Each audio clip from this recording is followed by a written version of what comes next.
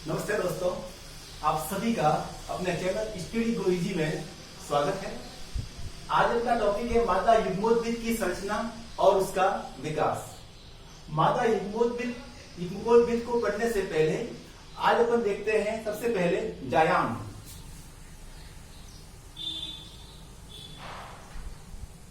जायाम पुष्प का मादा जननांग होता है और जायाम का निर्माण होता है, वो होता है अंडक से, यानी कि कार्पल से। जायाम के अंदर एक अंडक भी हो सकता है और एक से अधिक अंडक भी हो सकते हैं। यदि जायाम के अंदर एक अंडक है तो उसे अपन कहते हैं एक अंडकी, और यदि एक से अधिक अंडक है तो उसे अपन कहते हैं बहुअंडकी। जैसे कि एक जायांग है, यदि इसके अंदर एक अंडक है तो उसे क्या कहेंगे? एक अंडकी। और यदि इसके अंदर सारी उंगलियां मेरे अंडक है, अगर ये एक से अधिक है तो उसे अपन क्या कहते हैं? बहुअंडकी। यदि सारे अंडक जुड़े हुए हैं तो उसे कहते हैं संयुक्ता अंडकी। संयुक्ता अंडकी। और अगर अलग अलग है तो उसे कहते हैं वियुक्ता अंडकी। जैसे ये अंडक है, सभी जुड़े हुए हैं तो उसे कहेंगे संयुक्ता अंडकी, और सभी ऐसे अलग अलग है तो उसे कहते हैं वियुक्ता अंडकी। अंडक एक बीजांड धारण करने वाली पर्ण है, इसलिए इसे क्या कहते हैं? गुरु बीजाणु पर्ण। इसलिए इसे कहते हैं गुरु बीजाणु पर्ण।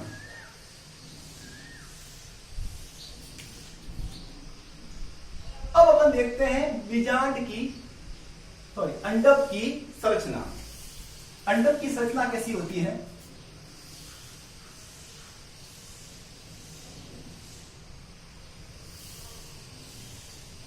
यह एक अंडक की संरचना है।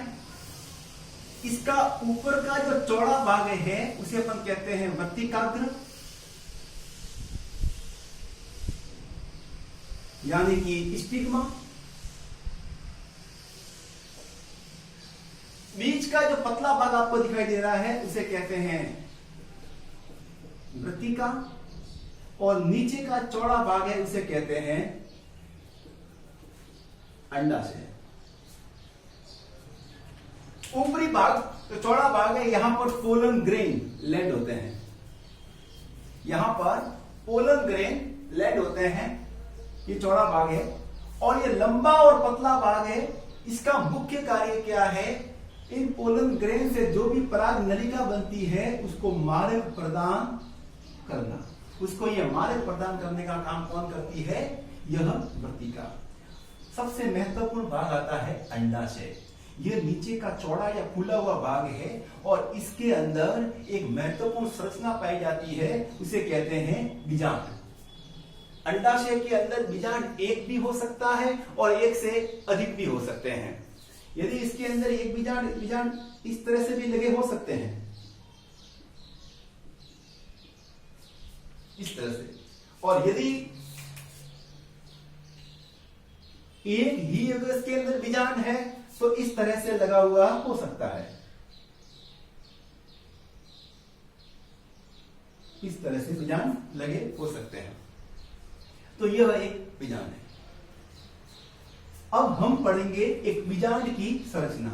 ये वाला एक बीजांड जो मैंने बनाया है, जो अंडाशय के अंदर पाया जाता है, ये मैंने यहां पर पहले से एक संरचना बना रखी है। बीजांड अंडाशय की भित्ति से जहां से जुड़े हुए होते हैं उसे अपन कहते हैं प्लेसेंटा। उसे अपन क्या कहते हैं?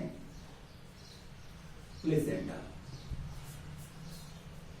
ये वाला भाग है जहां से ये बीजांड अंडाशय की भित्ति से जुड़ा हुआ होता है, उसे अपन कहते हैं प्लेसेंटा। प्लेसेंटा से बीजांड जिसके द्वारा जुड़ा होता है, ये वाला भाग, प्लेसेंटा से बीजांड, ये वाला भाग जिसके द्वारा जुड़ा होता है उसे अपन कहते हैं बीजांड व्रंत। बीजांड व्रंत। बीजांड व्रण के यहां पर एक फूला हुआ भाग होता है, एक थोड़ा सा उभरा हुआ भाग होता है, उसे अपन कहते हैं रेफे। बीजांड का जो मुख्य भाग आपको दिखाई दे रहा है ग्रीन कलर का, ये मेन बॉडी है, ये मुख्य भाग है, इसे अपन कहते हैं बीजांडकाय या फिर न्यूसेलस।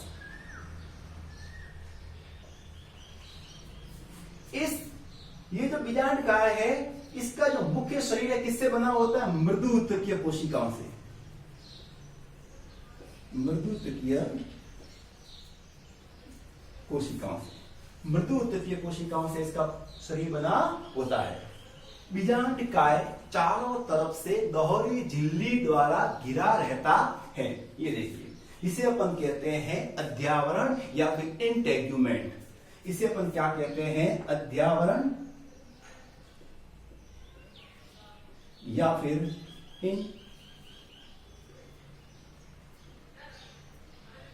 इंटेग्यूमेंट, अध्यावरण या फिर इंटेग्यूमेंट। ये जो अध्यावरण है ये पूरे बीजांडकाय को कवर नहीं करते, इसका कुछ भाग खुला रहता है। जो आपको यहां पर दिखाई दे रहा है ये खुला है, इस भाग को कहते हैं अपन बीजांड द्वार। बीजांड द्वार या फिर माइक्रोफाइल। माइक्रोफाइल बीजांड द्वार के विपरीत सिरे पर संरचना होती है, उसे अपन कहते हैं निभाग या फिर कैलाजा।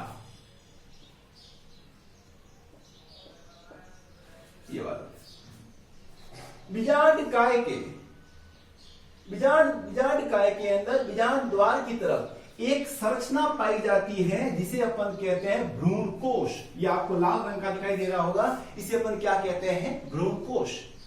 ये वाला, इसे अपन कहते हैं भ्रूण कोश।